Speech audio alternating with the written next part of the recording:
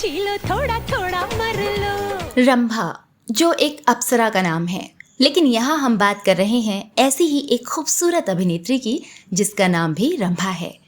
90 के दशक की एक्ट्रेस रंभा, जिसकी खूबसूरती के दीवाने थे लाखों लोग। सलमान खान, अक्षय कुमार, गोविंदा, मिथुन, अजय देवगन और अनिल कपूर जैसे तमाम बड़े स्टार्स के साथ जिसने स्क्रीन शेयर किया था। श्रीदेवी और माधुरी दीक्षित जिस समय बॉलीवुड पर राज कर रही थीं, रंभा अपनी मनमोहक मुस्कान और अदाओं को लिए कब लोगों के दिलों में उतर गईं, पता ही नहीं चला। दक्षिण भारत से लेकर बॉलीवुड फिल्मों में जिनकी भारी डिमांड थी, कई फिल्में सुपरहिट भी साबित हुईं। लेकिन ऐसा क्या हुआ कि करियर के पीक पर इस एक्ट्रेस ने बॉलीवुड इंडस्ट्री ही छोड़ दी। वो ऐसी गुम हुई कि दिखना ही बंद हो गईं।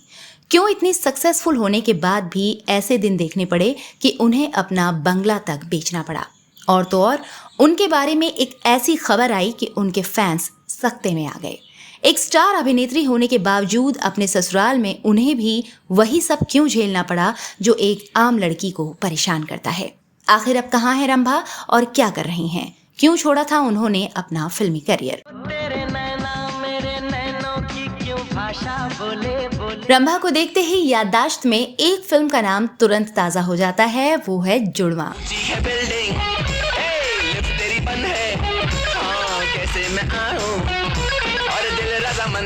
आज भी जब इस फिल्म की चर्चा होती है तो ये खूबसूरत चेहरा याद आ ही जाता है। वैसे तो ये अभिनेत्री दक्षिण भारत से हैं, पर हिंदी फिल्मों में भी इन्होंने खूब नाम कमाया और इनके फैंस इनकी चुलबुली अदाओं को आज भी याद करते हैं।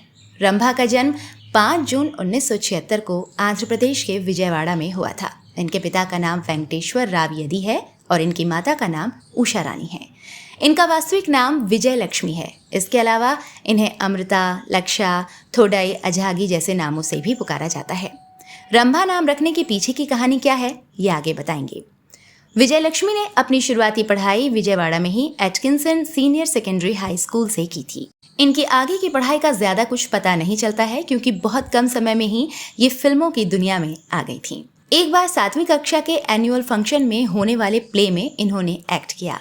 स्कूल में as a chief guest Hariharan को इनवाइट किया गया था, जो साउथ के एक बड़े फिल्म डायरेक्टर थे। कहा जाता है कि वो विजय लक्ष्मी की एक्टिंग से इतने प्रभावित हुए कि प्ले खत्म होते ही हरिहरन ने उनसे कहा कि अपने भाई को मिलने को कहिए। कुछ दिनों बाद हरिहरन की एक टीम विजय लक्ष्मी के घर पहुंच गई।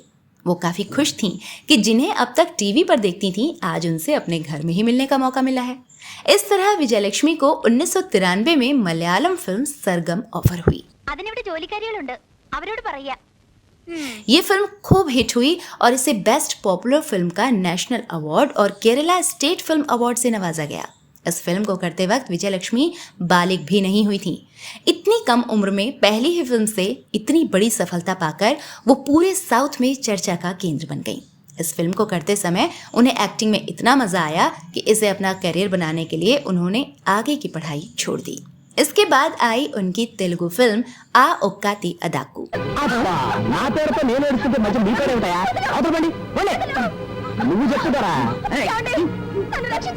ये सुपरहिट रही और लोगों का ध्यान सुंदर एक्ट्रेस रंभा की ओर गया। इस फिल्म में विजय लक्ष्मी के कैरेक्टर का नाम रंभा था और तभी से इन्होंने फिल्मों में अपना नाम बदलकर रंभा रख लिया। इसके बाद तो दक्षिण भारत में काफ़ी पॉपुलर हो गईं। उन्होंने साउथ की लगभग सभी भाषाओं जैसे तमिल, तेलुगु, मलयालम और कन्नड़ के अलावा बंगाली और भोजपुरी में कुल मिलाकर 100 से भी ज़्यादा फिल्मों में काम किया। साउथ में डंका बजाने के बाद अब रंभा ने मुंबई की माया नगरी की ओर रुख किया।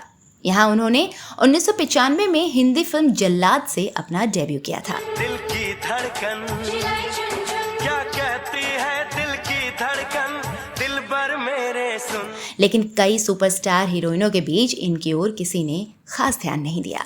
इसी बीच 1997 में उनकी सलमान भाई के साथ एक फिल्म आई जुड़वा।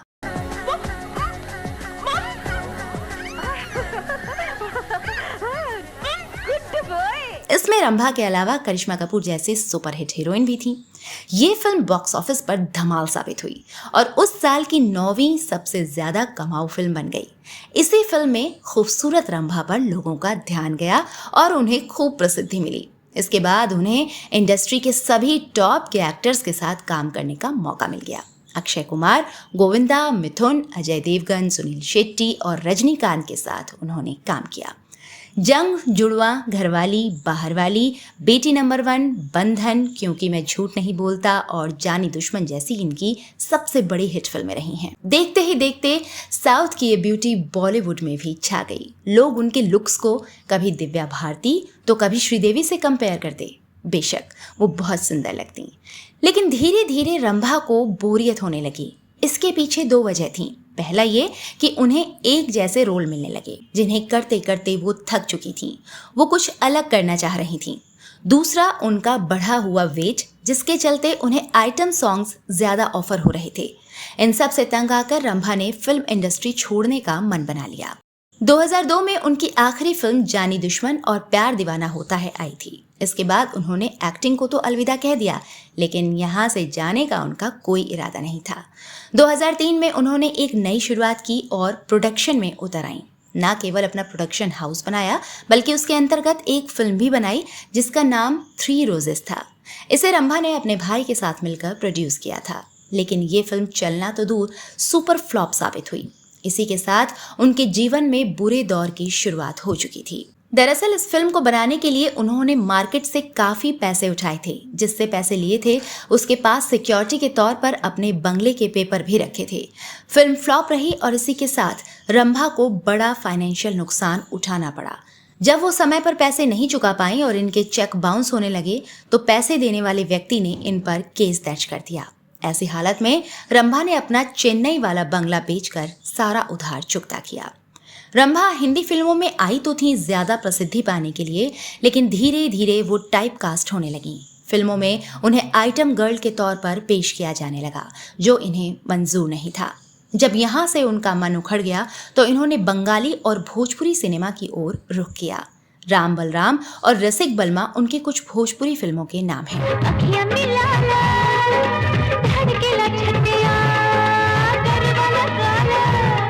इनमें काम करते हुए ये भोजपुरी सुपरस्टार रवि किशन से काफी इम्प्रेस्ड हुई और एक तरफा प्यार करने लगी। कुछ समय बाद साल 2008 में अचानक एक खबर आई जिसने रंभा के चाहने वालों को डरा दिया था। रंभा को चेन्नई के एक हॉस्पिटल में आईसीयू में भर्ती कराया गया था। जो खबर बाहर निकल कर आई वो ये थी कि स्लीपिंग पिल्स के ओवरडोज के कारण ऐसा हुआ था। कहा तो ये भी जा रहा था कि किसी के प्यार में नाकामयाब होने पर रंभा ने ऐसा कदम उठाया था।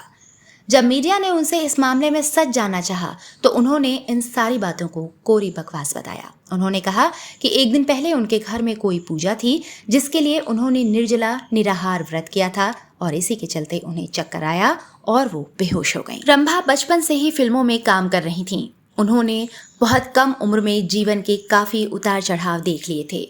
वो अब सुकून की तलाश में थीं और इस तरह फिल्मों को अलविदा कहते हुए साल 2010 में रंभा ने कनाडा के श्रीलंकाई तमिल बिजनेसमैन इंद्र कुमार पद्मनाथन से शादी कर ली। इसके बाद वो फिल्म इंडस्ट्री को पूरी तरह से अलविदा कहते हुए टोरंटो शिफ्ट हो गईं। इनके पति मैजिक वुड किचन के चीफ एग्जीक्यूटिव ऑफिसर और चेयरमैन हैं। रंभा अपने पति की कंपनी की ब्रांड एम्बेसडर भी हैं, जो कनाडा, चाइना और भारत में काफी मशहूर है। कह सकते हैं कि रंभा अपनी पर्सनल लाइफ में पूरी तरह से बिजी हो गईं। इस बीच वो भारत आती जाती रहीं और कुछ रियलिटी शोज में जज की भूमिका में भी दिखाई दी। इसी बीच उनकी शादीशुदा जिंदगी को लेकर एक खबर ने सबको चौंका दिया। खबर ये थी कि उनके पति पहले से शादीशुदा थे और बिना तलाक लिए उन्होंने रंभा से दूसरी शादी कर ली। इसके बाद आप अंदाजा लगा सकते हैं कि रंभा के जीवन में किस कदर भूचाल आया होगा। लेकिन किसी तरह बात ज्यादा बिगड़ने से बच गई और रंभा पति के साथ रहने को राजी हो गई। लेकिन वक्त अभी भी उनके फेवर में नहीं था। उनकी पहली बेटी के जन्म के बाद परेशानियां फिर शुरू हो गईं। खबरों के मुताबिक उनकी सास उन्हें ताने मारती और ऐसे समय में उन्हें अपने पति का कोई सहयोग भी हासिल नहीं हुआ। दोस्तों, यही वो यातना होती है जो किसी भी फिजिकल अब्यूज से बढ़कर होती है। सास की आदतों और पति की उदासीनता ने उनका ससुराल में रहना मुश्किल कर दिया। साल 2016 में वो टोरंटो से वापस इंडिया शिफ्ट हो गईं। यहाँ आकर उन्होंने कोर्ट में तलाक की अर्जी दाखिल की। पति से हर महीने उन्होंने 2.5 लाख रुपए की डिमांड ये कहते हुए की कि उनके पति 25 लाख रुपए प्रति महीना कमाते हैं। 2.5 लाख उनके लिए एक छोटी सी रकम है। पति से अभी झगड़ा चल ही रहा था कि 2017 में कोर्ट ने उन्हें पेश होने का ऑर्डर दिया। रंभा की भाभी ने अपने ससुराल वालों पर दहेज के लिए सताने का केस दर्ज कर दिया था, जिसमें रंभा का नाम भी शामिल था। इस तरह एक ही वक्त में रंभा चारों ओर परेशानियों से घिर गईं। जिस कोर्ट में उनका तलाक का केस चल रहा था, उसने रंभा और उनके पति के बीच सुलह कराने की काफी कोशिश की। कोर्ट की ये कोशिश रंग लाई और म्यूचुअल अंडरस्टैंडिंग के साथ रंभा और उनके पति ने साथ रहने का डिसीजन ले लिया। वो एक बार फिर टोरंटो चली गईं, अपने परिवार और खुद के लिए एक खुशहाल जीवन की उम्मीद लिए। आज रंभा तड़क भड़क से दूर एक सिंपल लाइफ का लुत्फ उठा रही हैं। उनकी 2 बेटियां और एक बेटा है। सोशल मीडिया पर वो काफ़ी एक्टिव रहती हैं। उनके इंस्टाग्राम पिक्स देखकर तो यही लगता है कि ग्लैमर की दुनिया से अब उन्हें कोई लेना देना नहीं है। तो ये थी ब्यूटीफुल, चार्मिंग और चुलबुली रंभा की कहानी, जिसने माया नगरी के मोह को छोड़कर एक सुखद घरेलू जीवन को चुना और ग्लैमर की दुनिया का सपना देखने वाली बहुत सी लड़कियों के लिए एक सीख भी पेश की। अगर आप रंभा के बारे में कुछ और जानते हैं तो हमारे साथ ज़रूर शेयर करें। नमस्कार।